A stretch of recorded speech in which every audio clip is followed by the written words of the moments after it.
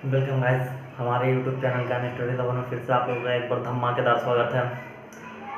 पिछला वीडियो हम लोग पढ़े थे वैदिक काल, उत्तर वैदिक काल हम लोग का ख़त्म हो गया है और आज का नया टॉपिक जो आया है वो आया है वेद। तो आइए आज हम लोग वेद के बारे में पढ़ेंगे। तो वेद के बारे में बताया जाए कि वेद जो है भारत का सबसे प्राचीनतम ग्रंथ है। ये भारत का सबसे प्राचीनतम ग्रंथ है। वेदों की संख्या 4 है, जिसके संकलनकर्ता महर्षि कृष्ण द्वैपायन व्यास है, जिन्हें वेद व्यास के नाम से भी जाना जाता है। तो आइए आज हम लोग देखेंगे वेद के बारे में। तो ये हमारा टॉपिक है वेद।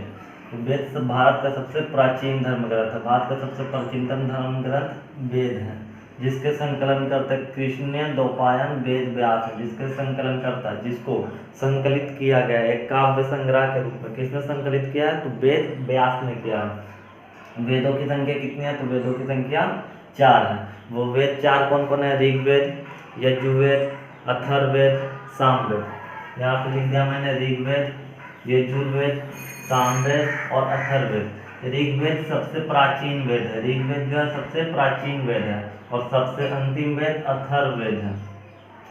तो आइए आज हम लोग देखेंगे ऋग्वेद को। तो फर्स्ट ऑफ ऑल ऋग्वेद देखे तो इसमें मंडल की संख्या बात करेंगे। मंडल या चैप्टर, तो इसमें मंडल की संख्या जो है 10 है। इसमें चैप्टर कितने हैं? तो इसमें 10 चैप्टर है। सूक्त, इसमें सूक्त कितने हैं? तो 228 है। 228 सूक्त हैं। इसमें मंत्र या श्लोक, मंत्र या श्लोक, तो मंत्र की संख्या इसमें 10,462 है। इसमें मंत्रों की संख्या 10,462 है। मंडल 10 है और इसके सूक्त 228 है, 1028। इसके उपवेद कौन है? तो आयुर्वेद। इसके उपवेद है आयुर्वेद है। इसका उपनाम क्या है? तो इसका उपनाम है प्रथम वेद या फिर प्राचीन वेद। प्रथम वेद या प्राचीन वेद भी इसको कह सकते हैं, क्योंकि इसका रचना सर्वप्रथम हुआ तो इसे प्रथम वेद या प्राचीन वेद भी कहा जाता है। इसका संकलनकर्ता कौन है? तो वेद व्यास, कृष्ण द्वैपायन व्यास, जिसे वेद व्यास के नाम से भी जाना जाता है। नेक्स्ट आइए देखते हैं ऋग्वेद का पहला एवं 10वां मंडल सबसे अंत में जोड़ा गया था। जो ऋग्वेद का रचना हुआ था ना, शुरू में 2 से लेकर के 9 मंडल तक की रचना हुई थी।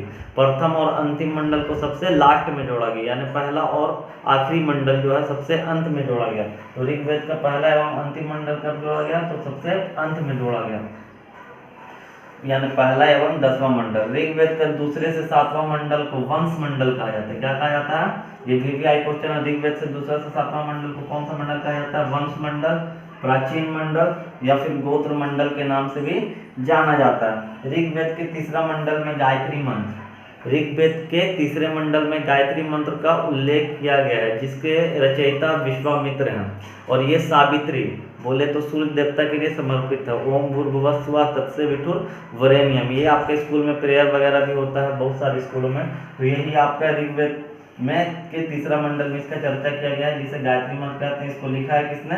तो विश्वामित्र ने लिखा है। विश्वामित्र में किसके लिए समर्पित है? तो सूर्य देवता। इसको सावित्री भी बोल सकते हैं। किसके लिए लिखा गया? तो ये सावित्री या सूर्य के लिए।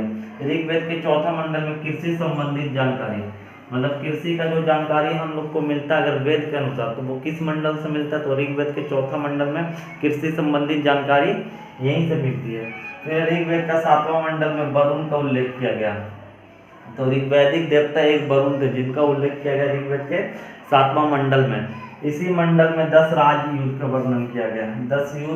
10 राज के युद्ध रावी नदी या परुष्णी नदी, जिसे परुष्णी नदी प्राचीन में कहा जाता था। 10 राज के युद्ध का वर्णन परुष्णी नदी के तट पर हुआ था। राजा और सुदास के बीच हुआ। 10 राजा और सुदास के बीच, इसलिए इस युद्ध का नाम पड़ा 10 राज का युद्ध। इस युद्ध में सुदास ने अकेले ही 10 राजाओं को एक साथ पराजित कर दिया था। और इस युद्ध का विजयी कौन हुआ था? तो सुदास इस युद्ध में विजय हुआ था। मतलब मित्र पक्ष के जो 10 राजा थे उसके नेतृत्वकर्ता कौन थे? सलाहकार विश्वामित्र थे। उसके सलाहकार कौन थे? विश्वामित्र। 10 राज युद्ध में परुष्णी नदी के तट पर, यानी रावी नदी के तट पर हुआ, जिसमें सुदास ने 10 जनों के बीच हुआ था। सुदास और 10 जनों के बीच। सुदास मित्र पक्ष के 10 राजाओं को इस युद्ध में पराजित किया।